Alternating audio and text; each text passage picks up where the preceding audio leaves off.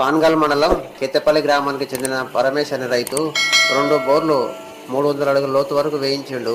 నీళ్లు రాలేదు. 60,000 దాకా నష్టపోయిండు. ఈసారి మరో బోరు వేయించి నష్టపోకుండా 40 అడుగుల వెడల్పు 50 అడుగుల పొడవుతో టాటా ఈటాచి ప్రొక్లైన్తో బావిని తవ్వించడం మొదలుపెట్టాడు. 20 అడుగుల లోతుల నుంచి నీళ్లు రావడం మొదలయ్యాయి.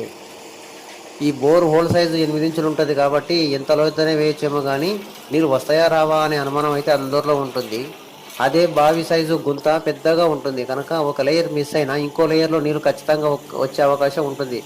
కనుక ఈ రైతు బావిని త్రవ్వించినందుకు నీరు రావడంతో రైతు ఆలోచించిన విధానం ఫలించింది.